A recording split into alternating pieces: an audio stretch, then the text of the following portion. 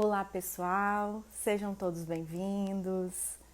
Hoje é dia de mais uma live e hoje nós vamos falar com o maravilhoso Fabrício Moraes, que vai vir falar pra gente sobre a psicologia analítica. Então, se você se interessa sobre esse assunto, aguarde uns minutinhos que ele já vai conectar para a gente conversar sobre esse assunto, ok? E então, vamos aproveitar para ir testando aí a nossa live, vendo se está todo mundo chegando. Olha, Fabrício já está conectando, hein? Vamos enviar então para ele a solicitação.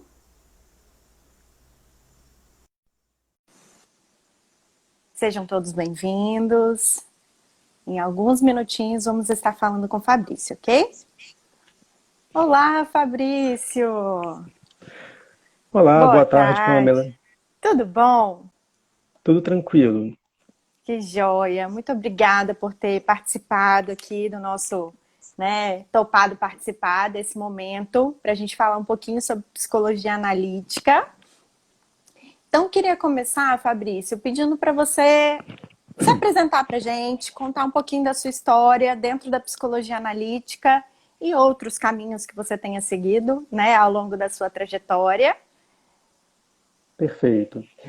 Então, minha trajetória com a psicologia analítica começa no ano 2000. Então, já são 2 décadas de trabalho junguiano, né? Que Estudando ótimo. Jung, estudando o pensamento junguiano.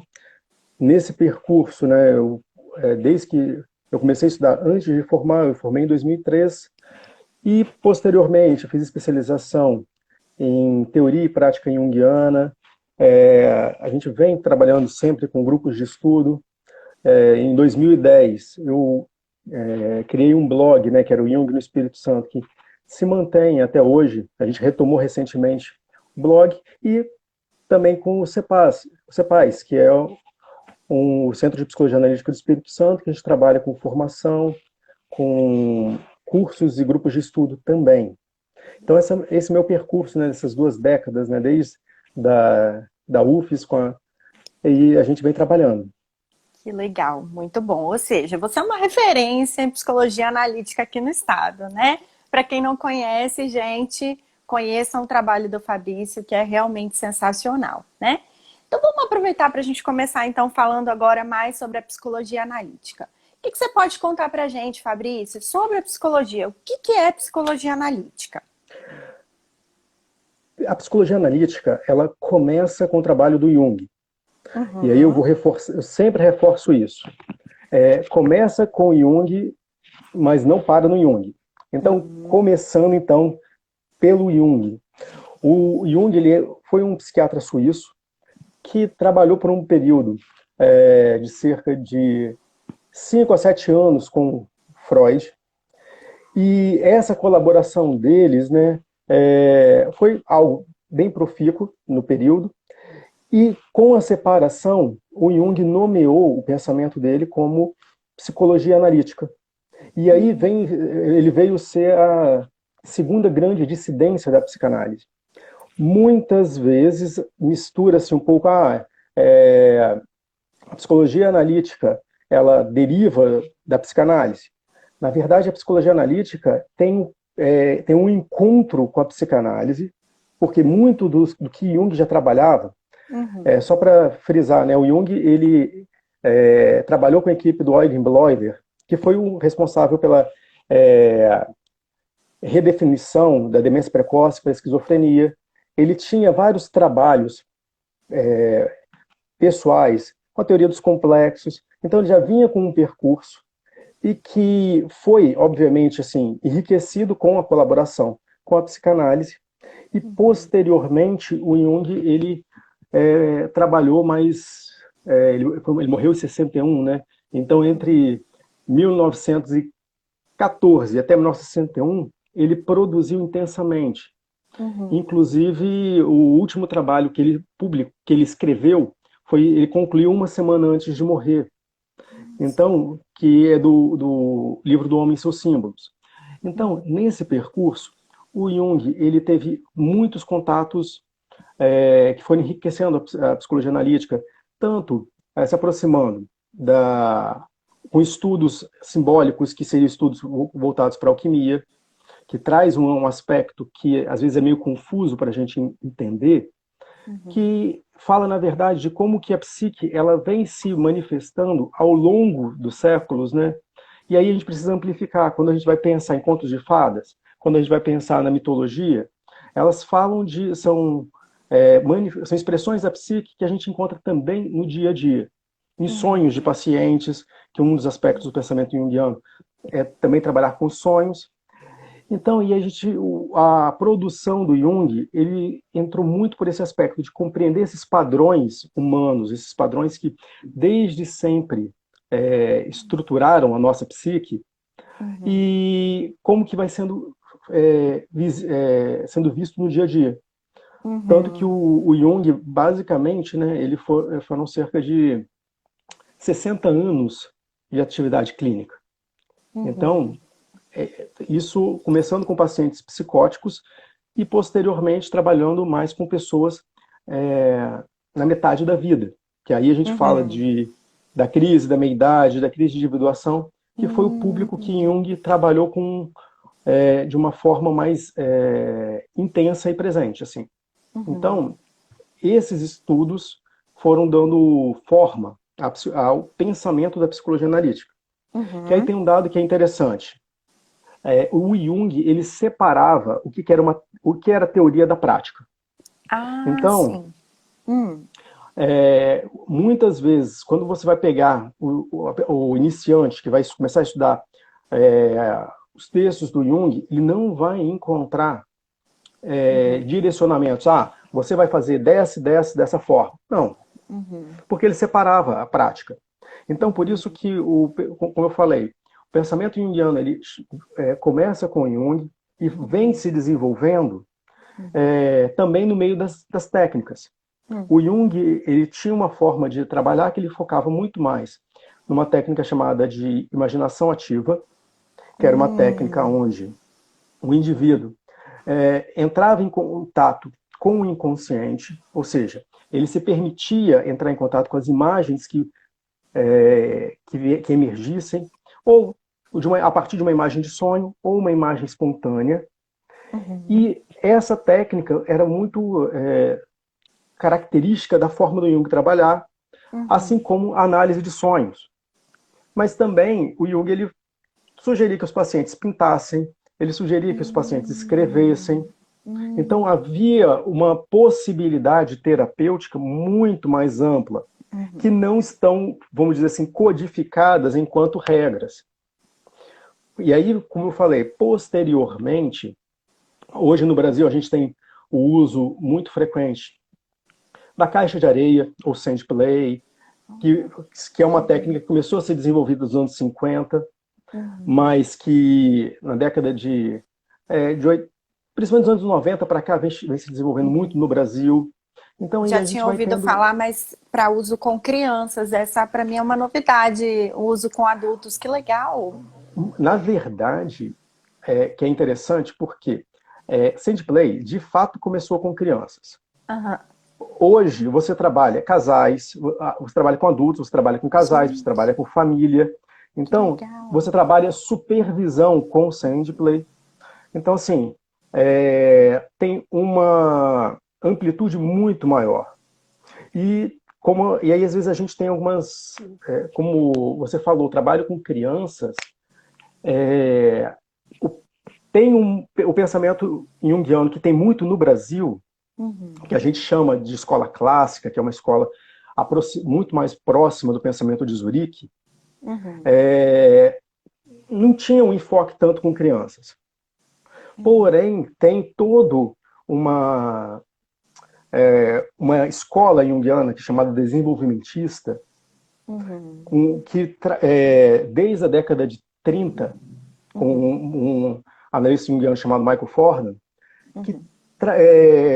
que trabalhou com crianças, e tem toda uma abordagem hoje do pensamento junguiano que trabalha com crianças utilizando de várias técnicas, inclusive a arte-terapia ela, por muitos junguianos, ela é utilizada, muitos junguianos têm formação em arte-terapia, porque é uma possibilidade de ter a expressão da psique, de ter esse trabalho, vou dizer assim, quando a gente fala expressivo, pensando no aspecto simbólico.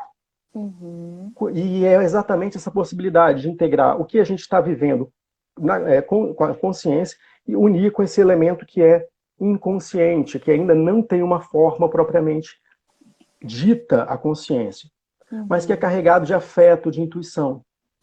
Então aí a gente vai tendo, assim, uma infinidade de técnicas. Sim.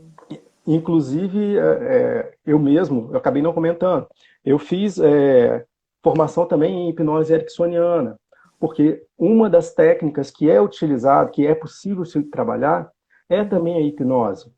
Então, não há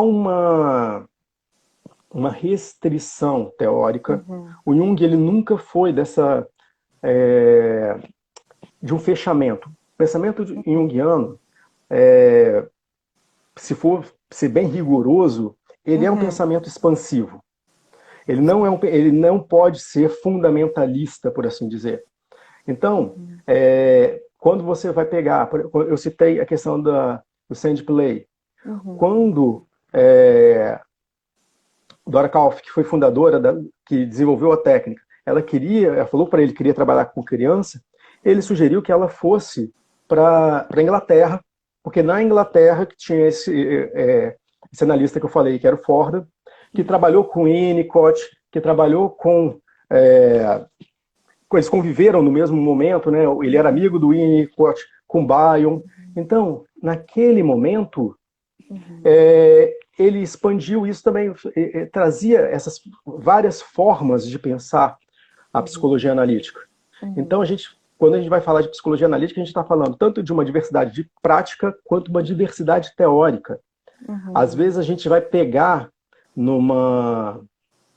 em livros de teoria da personalidade, a gente vai ter assim, aquele escopo central que seria voltado para o pensamento do Jung. Mas a gente tem... agora a gente vai fazer, no ano que vem, 60 anos da morte dele. Então, muito vem sendo produzido desde então. E aí essa riqueza que a gente pensa, né, quando a gente pensa na psicologia analítica. Você, inclusive, falou que ele é um precursor aí da psicologia analítica, mas vários nomes vêm depois dele, né? Você pode citar alguns aí pra gente, depois quem quiser buscar mais, saber sobre essas pessoas? Olha só, se a gente pensa assim, em termos de referência, a gente vai ter de um pensamento clássico, que seria esse pensamento mais voltado para a obra do Jung, a gente vai ter a Marie-Louise von Franz, a gente vai ter, que tem muitas obras em português, muitos voltados para trabalho com contos de fada. A gente vai ter uma autora que nos últimos anos vem ganhando muito espaço no Brasil, que é Verena Cast. Então, pegando para essa linha, Marie-Louise von Franz, Verena Cast, tem uma outra linha que é chamada psicologia arquetípica, que faz uma ampliação do pensamento junguiano para se pensar a cultura, para se pensar de uma forma para além das paredes do consultório. Aí vai se ter James Hillman, que é a referência nessa área. Você vai ter outros, que é o Rafael Lopes Pedraza, que tem livros em português. No caso, quando a gente vai trazendo para trabalho com crianças, e aí um trabalho que às vezes se aproxima muito mais de um referencial da psicanálise, até pelo espírito da época, que era desse diálogo, que seria uma psicanálise inglesa. Aí eu citei o Michael Fordham, que tem um livro em português, que é Criança como Indivíduo. Você vai ter Kenneth Lambert. Então, assim, tem, assim, nesses autores, assim, são vários. Murray Stein. Murray Stein é um autor que tinha até uma banda coreana, né, que lançou um álbum recentemente que era baseado no livro Mapa da Alma. Olha, foi que até bem legal. engraçado. Então, do Murray Stein. E que tem vários livros no Brasil, em português. Então, assim, a gente tem esses autores que, quando a gente pensa no mercado, pensando no Brasil, quem às vezes, quero ler alguma coisa em indiana, mas que não seja tão difícil de digerir, tem o James Hollis, que tem uma série de livros, Passagem do Meio, Pantanais da Alma, Mitologemas. Então, Assombrações, é um outro autor que a gente tem disponível no mercado atual aqui no Brasil. Porque a gente tem muitos autores assim, que eu, por exemplo, gosto, mas que ainda não, infelizmente, não chegou em português. Sim, sim. E deixa eu te perguntar, tem assim, a gente resumidamente tem um norte do que seria, por exemplo, a psicoterapia mesmo, né?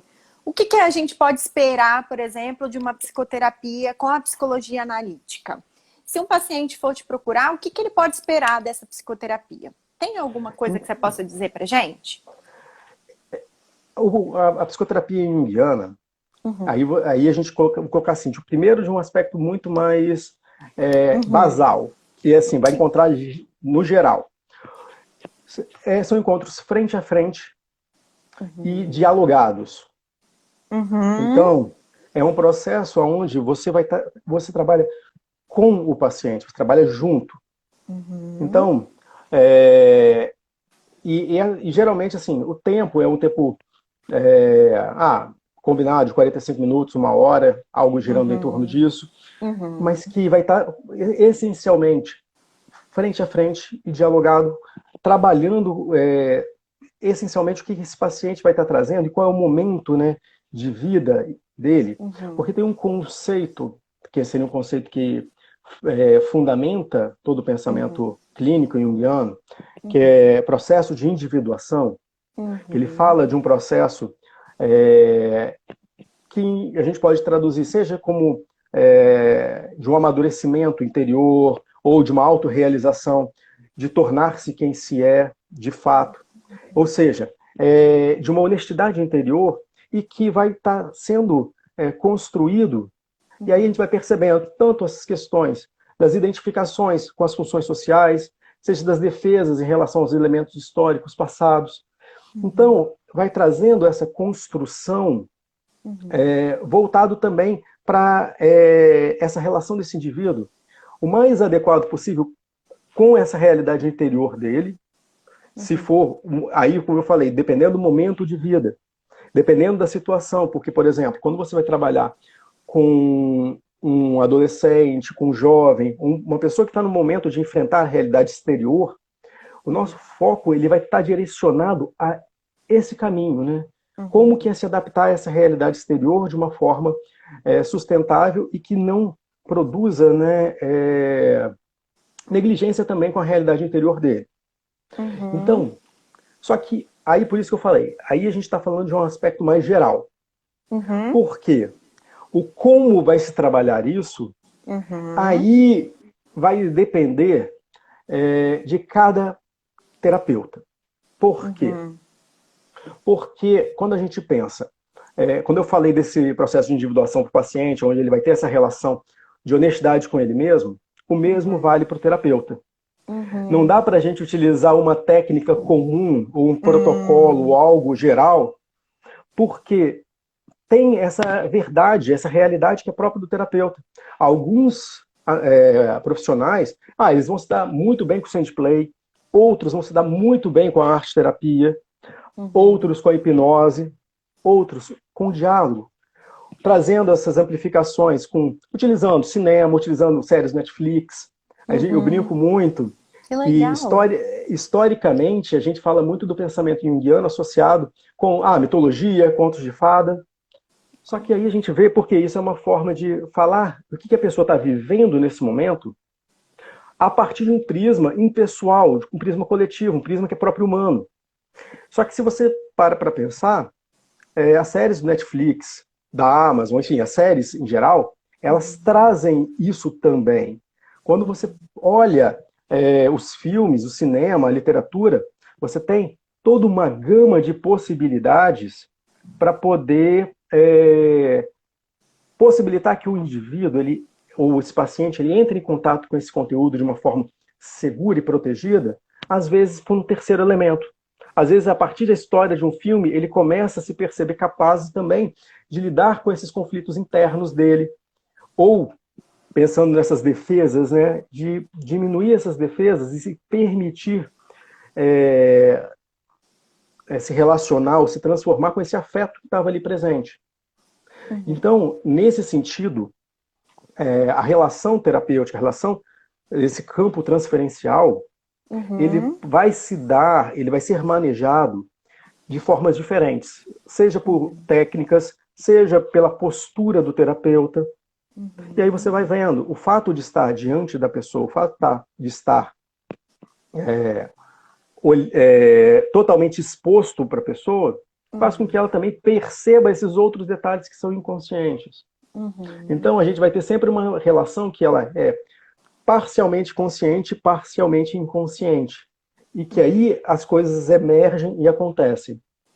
Então, por isso, como eu falei, nesse sentido, a gente não dá para rotular, né? Tanto por isso que o próprio Jung, sendo muito coerente, ele nunca estabeleceu, você vai agir dessa forma. Você tem que sentar, você vai responder daquela forma. Não. Cada pessoa tem uma especificidade. O psicoterapeuta, ele vai dentro das possibilidades dele, ele vai estar se adaptando a essa pessoa para possibilitar criar esse ambiente, criar esse meio de segurança onde ele possa se colocar também. Então, por isso que nesse sentido, assim, como eu falei, a gente tem um aspecto geral e aí vai dar especificidade da técnica que cada terapeuta vai se identificando melhor. Certo. Então, ótimo isso que você falou, né? Então, o que a gente pode entender é que é de uma maneira muito subjetiva, então a gente não pode esperar um protocolo, né? Porque nós temos outros tipos de psicoterapia que são protocolares, né? Então, a psicologia analítica está longe disso, né? Tá bem mais subjetiva do que uma psicoterapia diretiva, onde tem, né, um passo a passo ali a ser cumprido, né? Exato. Que é interessante porque nada a gente pode afirmar de uma forma absoluta, né? Porque, de certa forma, existem formas que você pode trabalhar. Às vezes você vai passar tarefas de casa para o paciente, você vai fazer sugestões. Então, só que isso, como você falou, quando a gente pensa em protocolo, a gente está falando de algo geral que todos estariam utilizando e que iria caracterizar a abordagem. Isso. Nesse sentido, a gente não trabalha com protocolo. A gente vai trabalhar com a necessidade ou com a especificidade de cada pessoa a ponto de perceber isso, né? De repente, às vezes, a tarefa vai ser assistir um filme, a tarefa, às vezes, vai ser organizar algo em casa. E, de repente, aí, geralmente, a gente... protocolo, o que a gente costuma pedir é para anotar os sonhos. Só que a gente não vai brigar com o paciente porque ele não anotou. Não. Porque também tem outros elementos que são objetos de análise que a gente tem os sonhos. A gente tem o que ele expõe pelo discurso, mas ele também tem as defesas. A gente vai fazer uma análise das defesas, análise das projeções que ele vai fazendo nas outras pessoas, análise da transferência. Então, assim, tem um campo amplo, né? Que aí você vai explorar. Mas, geralmente, às vezes, você vai passar tarefas de casa também. E aí, esses deveres de casa acabam sendo também um pouco mais diretivos, né? Entendi. Muito legal. E deixa eu te perguntar, existe, assim, um perfil de pessoas, de clientes que se dão melhor com a psicologia analítica? Existe isso ou não, né? Eu preciso estar passando por alguma situação específica para buscar a psicologia analítica, né? Igual você citou, né? Quem está passando por uma crise de meia-idade, às vezes, né, ele utilizava algumas coisas que eram bastante relacionadas a isso, né? Ou não? Qualquer pessoa, qualquer, né, gênero, em qualquer momento da vida pode buscar a psicologia analítica. Exato, é aberto. Por isso que, assim, durante muito tempo, durante muito tempo, né, criou-se muito, até pela obra do Jung, está voltado muito para esse momento da vida, criou-se uma ideia de que se fosse voltado para um público adulto de meia idade. Não. A questão que a gente coloca não é nem pela abordagem, como a gente estava falando um pouco antes, como ela é bem diversa em termos de possibilidades. Então, e de diálogos, né, com outros instrumentos. Então, aí vai depender muito mais de como que vai se dar essa relação com a figura do profissional. E, às vezes a pessoa está procurando, eu queria trabalhar, eu tenho um filho que tem nessa idade. Basicamente, eu vou encaminhar para um colega que tem um pouco mais dessa possibilidade de estar lidando. Então, Entendi. por isso que essa diferenciação, né, como a gente falou, que já fazia da teoria e da prática, ela dá uma amplitude, né, que você vai trabalhar, seja com idosos, você vai trabalhar seja com crianças ou com adultos, que de uma forma que vai estar falando mais de você. Muitas vezes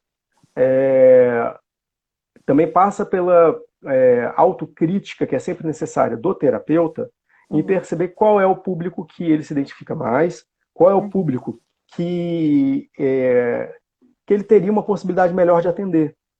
Então, até para a gente ter essa percepção. Mas, assim, hoje, se a gente dizer, tem um perfil de público, não. Tem o perfil de profissional. Tem o público que o profissional se identifica. Por exemplo, durante cerca de 8 anos, eu atendia crianças. Eu comecei atendendo crianças. Hoje eu não atendo mais crianças. Então, por 1000 fatores que foram acontecendo, às vezes eu até penso em voltar a atender crianças. Mas, tanto no consultório, meu primeiro paciente foi um menino de 7 anos, e foi uma experiência excelente, e que, posteriormente, como eu falei, continuei atendendo durante 8 anos. Mas aí, várias coisas aconteceram e eu escolhi deixar de atender crianças. Então, foi uma perspectiva minha, de uma mudança de um momento profissional. Então, aí a gente vai vendo. Tanto que, como eu mencionei, né, dessa questão naquela época, aquela época é 2004, então... Faz um tempinho! Então, tinha muito pouco material sobre atendimento de crianças no Brasil. Então, muito do que a gente tinha que buscar era essa questão mesmo, às vezes fazendo uma ponte com outras abordagens, como eu comentei. Ele já sabia que o pensamento junguiano inglês, ele sempre dialogou muito com o Winnicott, com outros autores. Então, a gente fazia uma aproximação. Então, é esse movimento, né, que aí, posteriormente, com outros materiais, aí eu trabalhei sempre numa perspectiva de diálogo, e hoje eu vejo muito nesse aspecto, né, como que é importante dialogar, saindo de alguns fundamentalismos, né? Então junguiano só vai fazer isso. Não. Tem junguianos, né? Tem vários tipos de junguianos. Então aí a gente tem uma amplitude maior. Então, na verdade, é mais uma questão de você pesquisar se aquele profissional trabalha com, né, uma idade específica e etc. Exato. Né? Vai de profissional para profissional mesmo, né? Exato. E você nesse momento está trabalhando com alguma faixa etária? Como é que é? Conta um pouco pra gente da sua prática. Eu atendo desde mais adolescentes, adultos, e aí adultos... mas crianças mesmo, porque a criança tinha uma especificidade, né? Porque criança, você vai usar tinta, você vai se sujar, você precisa estar de uma forma muito mais intensa, né? Então aquilo ali estava sendo um pouco mais complicado para mim. Então, mas adolescentes, adultos, aí eu acaba, especialmente o público adulto, é o que eu tenho trabalhado mais. Considerar assim, né, dos 20 aos 70 anos. Então, assim, tem essa amplitude de fato. Sim. E as pessoas, elas precisam estar passando por alguma situação específica na vida delas para procurar psicologia analítica? Por exemplo, eu preciso ter adoecido para buscar? Ou eu posso buscar para um autoconhecimento? Como é que é isso? Então, geralmente aí a gente utiliza até o termo, né? Muitas vezes as pessoas procuram enquanto psicoterapia, muitas Uhum, vezes de uma forma muito focal. uhum, Às vezes um processo analítico, que aí você que vai fazendo uma busca desse autoconhecimento. Muitas vezes uma psicoterapia ela se transforma no processo analítico, onde a pessoa supera uma dificuldade, mas ela quer se conhecer melhor, ela quer compreender, até porque é, o pensamento junguiano ele se caracteriza por compreender que a gente é condicionado tanto pelo passado quanto pelo futuro. O que uhum, significa isso? A gente está num processo contínuo de amadurecimento, num processo contínuo de desenvolvimento desse vir a ser, né? E uhum, que gera, de fato, essa possibilidade de para onde o que se torna significativo para mim. uhum, Então, a busca de sentido, a busca de significado, às uhum, vezes fala desse autoconhecimento e dessa construção que engloba tanto elementos que foram do passado desse indivíduo, mas também com esses anseios, mas também com esses desejos e produção de significado para essa pessoa, né, uhum, de futuro. E aí uhum, sim, seria algo que independente de um sofrimento psíquico específico. Às uhum, vezes é uma forma de, eu estou no momento, eu quero me conhecer melhor. Perfeito. Então, ela pode buscar. uhum. Existe um tempo de psicoterapia ou de análise, assim, existe uma indicação de um período que a gente utiliza ou não? É uma coisa muito aberta, depende do paciente? Depende, é basicamente isso, é aberto. Depende, por isso que às vezes as pessoas perguntam assim, quanto tempo que vai levar? A resposta, eu não sei. Uhum. Até Existe um tempo porque, mínimo? Tipo assim, não, no mínimo 3 meses, no mínimo 6 meses, ou não? hum, Também não. não. Não, até porque tem um critério que também é respeitar o tempo do paciente. Na medida em que você respeita o tempo do paciente, você vai permitindo que esse movimento ele vai se dando. Algumas pessoas elas produzem de uma forma muito intensa. Uhum, Outras, seja por experiências anteriores que não foram legais, seja pelas fantasias que ela tem em relação ao que seria é, psicoterapia, seja pela transferência, às vezes temendo um julgamento do terapeuta, as coisas elas vão caminhando um pouco mais devagar.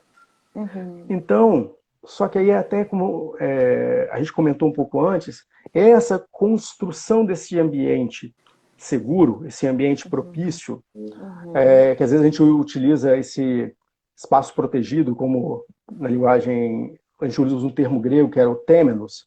Então, é, é, é gradativo, não dá para uhum, você violentar o paciente com a sua expectativa, com o uhum, seu desejo de que a coisa, olha, tem que funcionar em tanto tempo. Então, uhum, a gente compreende que é o tempo do paciente, que é a realidade dele, e uhum, aí, essa realidade para ser transformada, não é você que transforma, é ele que vai estar transformando, e aí as coisas não dá para precisar dessa forma, né? Não dá para uhum, quantificar. Então, mesmo que em alguns momentos a pessoa chegue com uma queixa, às vezes em pouco tempo, e dependendo da técnica que você utiliza, aquela queixa ela pode ser sanada rapidamente. Só que aí a pessoa, e aí de repente abre espaço para outras coisas surgirem. Como, por exemplo, eu citei que eu também utilizo em alguns pacientes a questão de hipnose, que tem a hipnose ericksoniana tem um resultado muito rápido. Mas aí você vê, nesse aspecto, você tem uma possibilidade posterior, se for do desejo do paciente, aí outras coisas vão surgindo.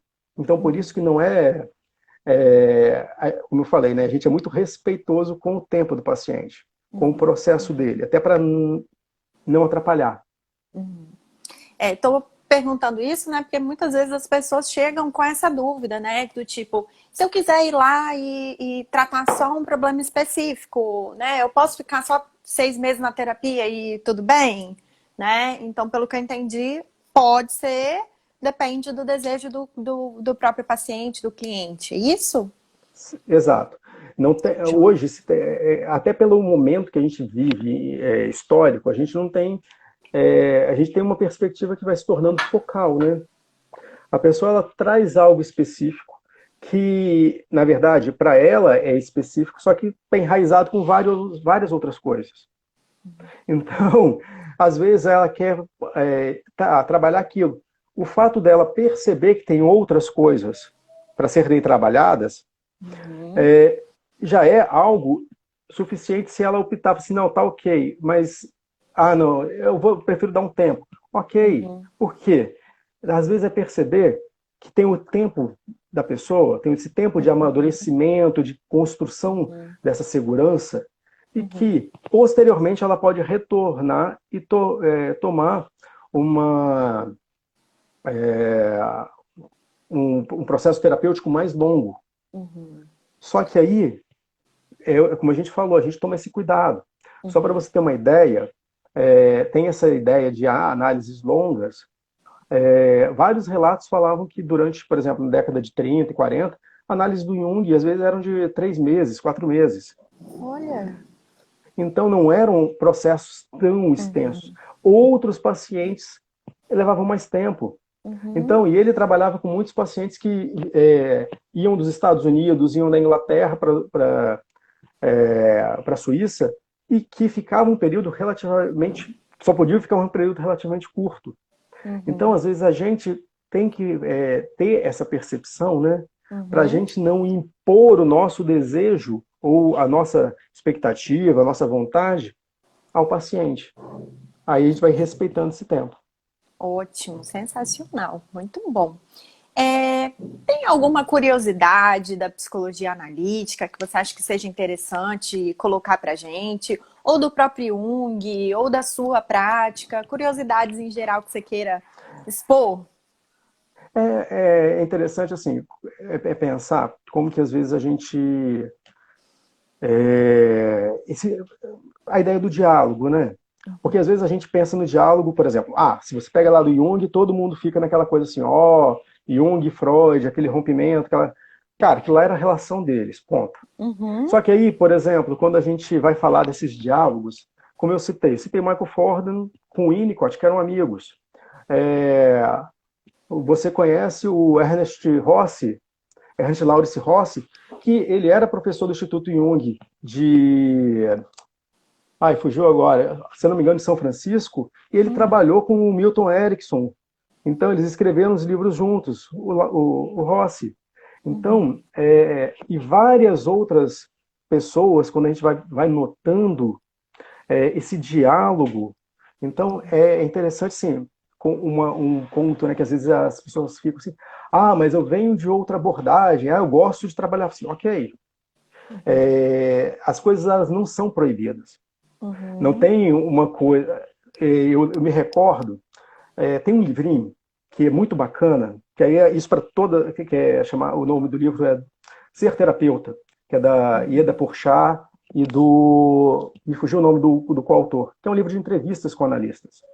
Então, de várias abordagens. Um desses analistas é uma analista indiana extremamente conhecida, que é a Denise Jimenez Ramos, que escreveu Psique do Corpo, que trabalha muito com psicossomática. Ela, nessa entrevista dela, ela fala da origem dela a partir da corporal. Ela fez análise com Alexander Lowen, então, nos Estados Unidos. Só que aí é interessante que ela relata que com alguns pacientes ela utilizava técnicas corporais. Então, quando a gente pensa, né, quando a gente pensa nessa curiosidade, como você falou, é pensar que existem interseções das mais diversas. Você vai utilizar técnicas, às vezes, que são técnicas que são propriamente da comportamental. Certa feita, eu era professor lá em Cachoeiro, aí eu citei um caso que eu utilizei uma dessensibilização sistemática com uma paciente. Gente, que legal. Então, aí eu falei assim, é, até comentei com, eu perguntei para eles assim, tá, sabe qual é a diferença da dessensibilização sistemática que eu fiz, que o professor Felipe fez, que é um querido amigo que hoje está em São Paulo, que eu perguntei qual a diferença que o professor Felipe faz. E a pessoa ficou sempre assim, o professor Felipe faz melhor, porque ele é comportamental e ele faz o tempo todo. Uhum. Então, não significa que, obviamente, assim, a possibilidade, eu conheço a técnica, eu vou utilizar, não significa que eu vou fazer melhor. Quem Uhum. vivencia isso o tempo inteiro vai ter isso. Mas não é proibido. Não posso Uhum. utilizar porque isso é algo comportamental. Eu não vou utilizar isso porque isso é haitiano. Uhum. Cara, a pessoa, a necessidade da pessoa, né? Ela é o que é a pessoa que diz como que vai ser a regra do processo. Às vezes você chega cheio de vontade, cheio de assim, vou utilizar a caixa de areia. Cara, a pessoa, olha, ela não quer. Às vezes então aí você tem que respeitar. Uhum. E disso aí a gente coloca assim, né? Então isso traz o quê? Uma necessidade extremamente grande, assim, do do terapeuta, do analista, do profissional, estudar, conhecer outras abordagens, ter esse diálogo aberto, então, até mesmo para poder fazer um encaminhamento. Às vezes você vai ver que o paciente ele vai ter teria um ganho maior, algo muito Uhum. pontual e específico, com uma Uhum. outra abordagem. E, inclusive, o Jung ele fazia isso. Ele escreve textualmente que alguns pacientes ele mandava para um adleriano. Então, ou mandava para um freudiano. Então, essa perspectiva, e por isso que uma das coisas que eu falei logo de início, o pensamento junguiano ele se caracteriza por uma concepção de expansão, não de fechamento. Uhum. Essa necessidade de estudos, essa necessidade da gente estar se atualizando, que toca, a gente está falando do quesito técnico. Por Uhum. exemplo, quando a gente entra para outro aspecto, que é, por exemplo, religiosidade, religião, a gente vai estar. A gente trabalha, os junguianos são muito conhecidos, até tem aquela brincadeira, né? Tinha uma história, tinha um meme, certa vez, tô até me Uhum. estendendo da curiosidade que você falou, vou me estendendo, Isso é, aí. que, que falava ah, que falando né, da religiosidade de cada desses personagens da psicologia, falava assim, Freud era Aham. ateu, fulano era católico, outro não sei quem lá era protestante, Jung, difícil é dizer o que Jung não era.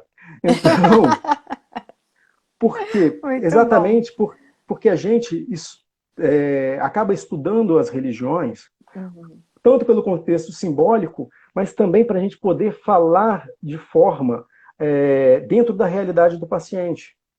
Ou seja, se eu tenho um paciente que ele vem da Umbanda ou do Candomblé, se eu não tenho esses conhecimentos, eu vou Uhum. estudar para poder compreender o que isso é, é, é significativo para ele. Uhum. Por exemplo, é engraçado quando às vezes chega o paciente e fala assim, tá, de qual, eu pergunto, você é de qual igreja? Ou você tem uma religiosidade, tal? Aí ele fala assim, eu sou presbiteriano. Aí eu pergunto, qual? Por quê? Porque tem presbiteriana do Brasil, unida, independente, então cada uma com características próprias. Uhum. Então, aí, essa concepção que, como a gente fala, né, desse estudo contínuo, seja do que é significativo na cultura geral, como eu falei, de filme, de séries, do que está acontecendo, porque isso afeta o paciente. Então, compreender que a gente não está isolado em termos dentro da psicologia e olhar para fora, seja da religiosidade, seja de compreender toda essa esfera política também que atravessa o paciente, porque uma coisa é o que a gente está preparado para lidar com esse simbólico do paciente, com esses Uhum. elementos que envolvem muito afeto para a pessoa. Então, acho que Uhum. isso caracteriza muito, né?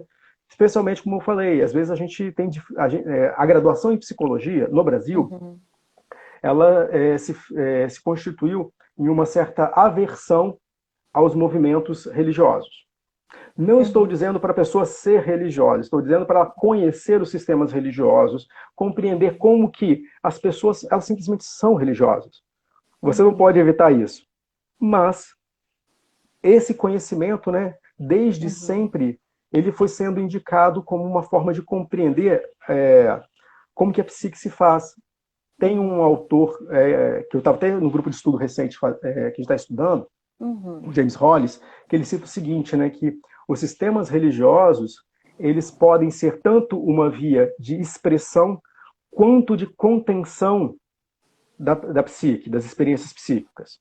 Aí a Uhum. gente vai vendo, né, elas podem suportar, manter e fortalecer algo positivo, quanto está cristalizando experiências negativas.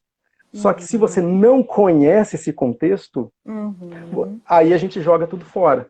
Mas é mais um pouco, às vezes, de pensar essa abertura e essa amplitude que é bem própria, assim, a gente valoriza muito isso, de Ou forma geral. seja, aquela frase, né? Conheça todas as teorias, domine todas as técnicas, mas diante de uma alma humana, seja apenas uma alma humana, é a maior verdade da psicologia analítica.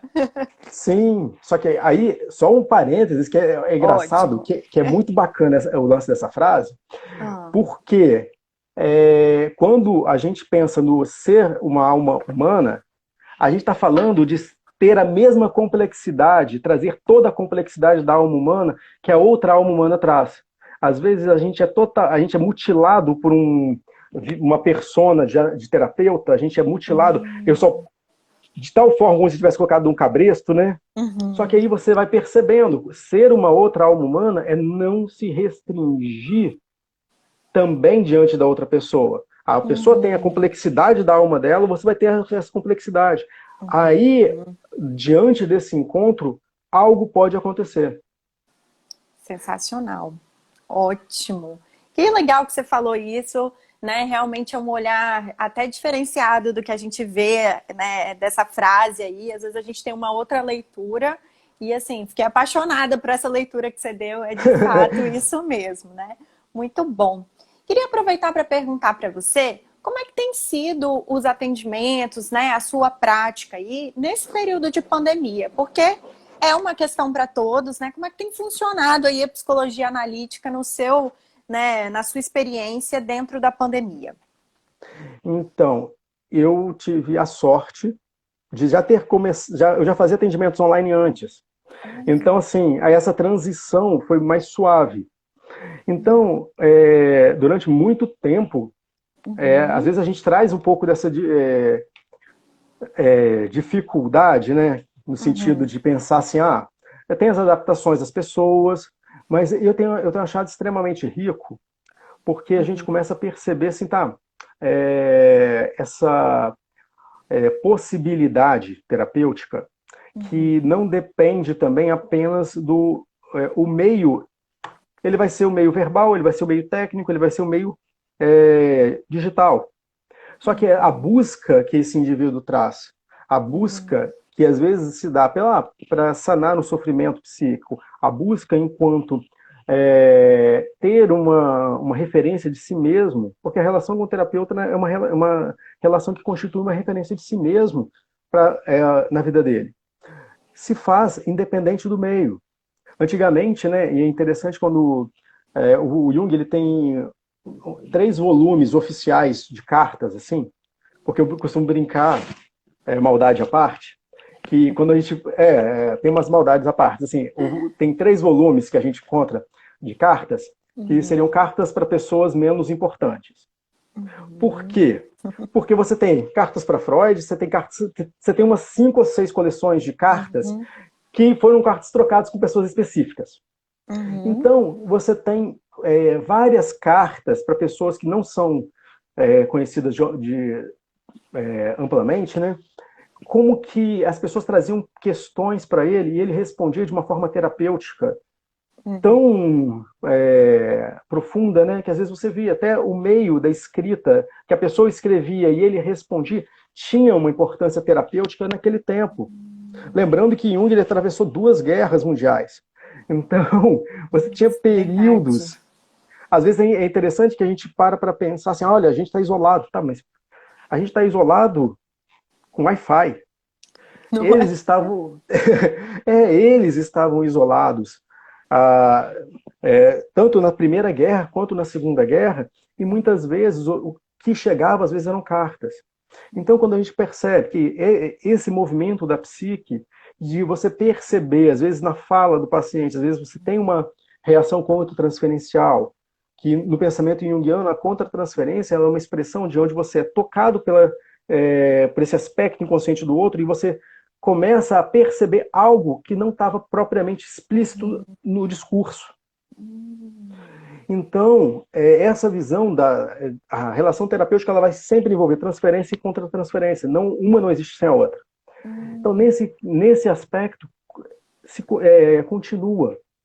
Por outro lado, algumas pessoas que às vezes estavam muito presos no sentido assim, usavam mais sistematicamente algumas técnicas, tiveram que se adaptar um pouco, o que é normal.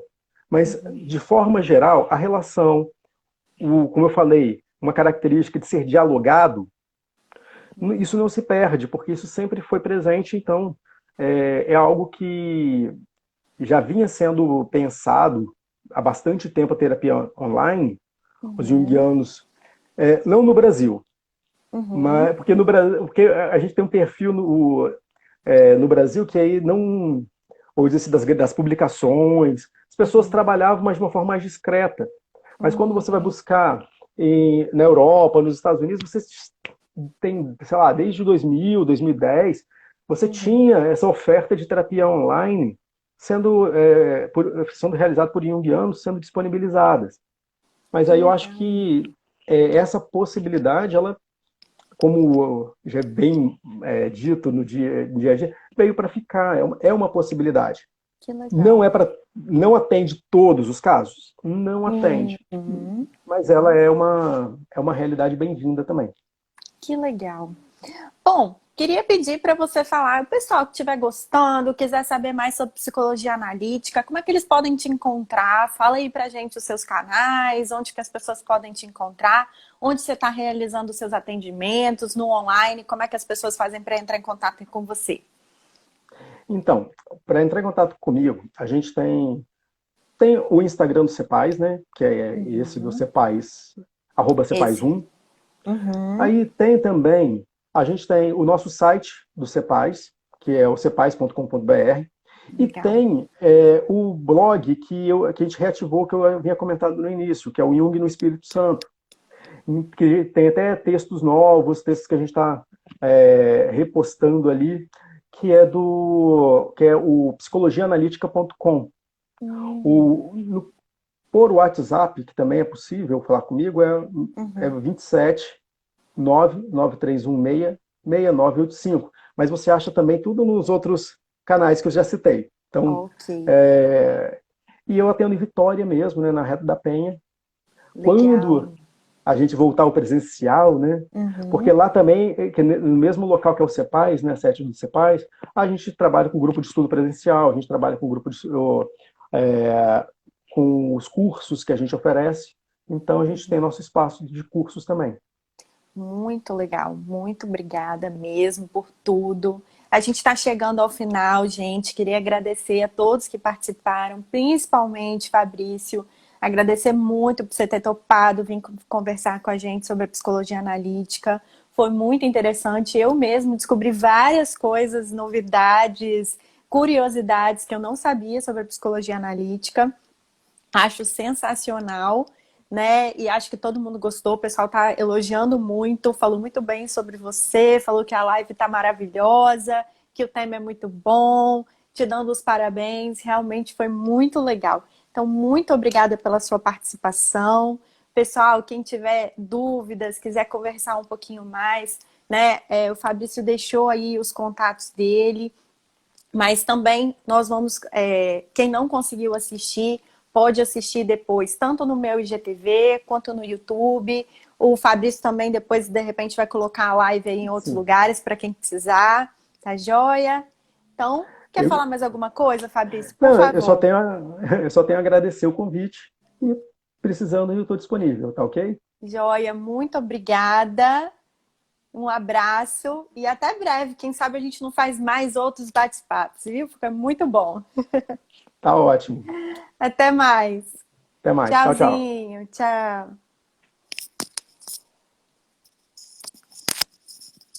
Então, pessoal, se você gostou dessa live, não esqueça que ela vai estar aqui para você assistir várias vezes.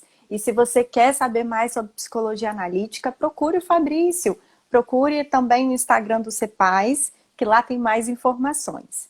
Não perca, hoje à noite tem mais live, hein, gente? Hoje não é só essa live. Às 9 horas da noite a gente tem mais live com o Dr. Rafael Balbi, onde nós vamos falar sobre tudo o que você precisa saber quando você vai procurar um psicólogo ou uma psicóloga, tá? Então a gente fica por aqui hoje e às 9 horas a gente volta. Um beijo para quem assistiu, um abraço, até mais!